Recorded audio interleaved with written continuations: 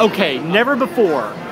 Never before. This is brand new. It's called The Ride. It's called The Ride. This is a bus that seats about 50 or 60 people. 49 people. It's specially designed so that you're seated sideways for all those Paul Wall fans out there. You're sitting sideways on the bus, watching the city go by and improv theater happen before your very eyes on the streets of New York City. We've yet to decide if it's theater or if it's a tour or what it is. It seems like it's a really elaborate piece of performance art that happens before your very eyes. And let me tell you, it also sounds like it could be a hokey fest.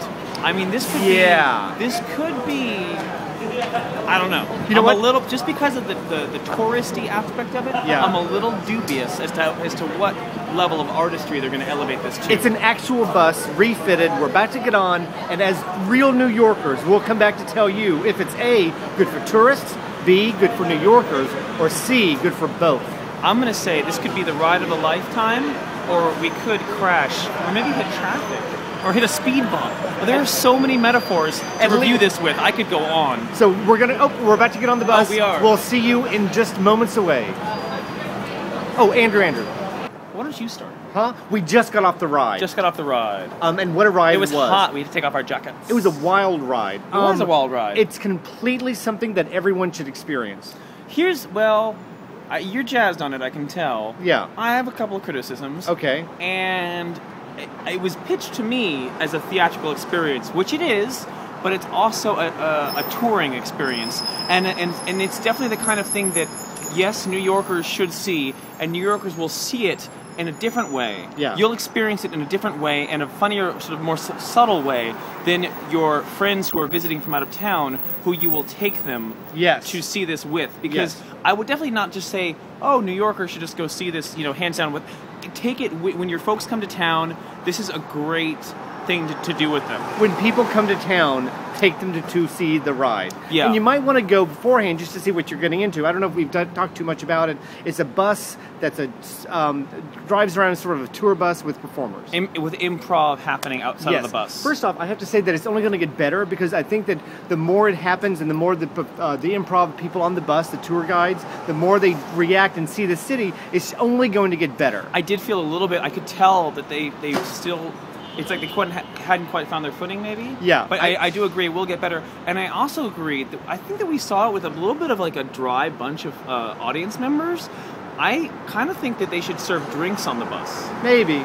There is no bathroom. Is that legal, though? There is no bathroom. Oh, and there is no bathroom. I don't know if that would work. It's an interesting... But maybe have a few drinks before you go. Because I do feel like as much as the city becomes a participant in the show, so too does the audience. And you want to take people who are going to be lively and a little bit rowdy. I have to say the very last part, I'm not going to give anything away, but the last section is really magical. It made me very, very proud and happy to be part of this great city. It really was moving. And as a New Yorker, it's something that you might want to consider doing. I can't. It's also the death of improv everywhere. Like performance art on the street. Those guys are jerks. Yeah, this trumps performance art on the street and improv everywhere. But at the same time, like you see the naked cowboy. Yeah, like you see all that stuff. You see. Honestly, the best part that I found was seeing the people react to the New Yorkers ignoring the improvisation happening, because real New Yorkers don't care about anything and don't pay attention to anything. We've already gone over 2.5 minutes almost. You know what I think that this to sum it up, this is what I would say. When your folks come to visit, this should be the first thing you do with them. Yeah. This is definitely a great It's a kickoff to any vacation in New York City. It is. It's really good. It's great. And you know what? But yeah, have a few drinks beforehand. This is Andrew speaking of The Ride. Phoning it in. Once again. For The Ride. Let's go see the city. One more thing about The Ride. Well, two more things. First off, they did not mention Roosevelt Island, and I think that they should have mentioned Roosevelt Island. Hey, what's up? And the second thing about The Ride, don't talk about it. If you go on the ride, it's better if you go on the ride without knowing anything about it. Yeah, the first rule of The Ride is there is no ride. So when your friends and family visit from Minnesota or wherever they might Why'd you be. make a face? What's wrong with Minnesota? I love Minnesota. When they come from Minnesota or Kansas or Montreal or Montana, don't tell them India.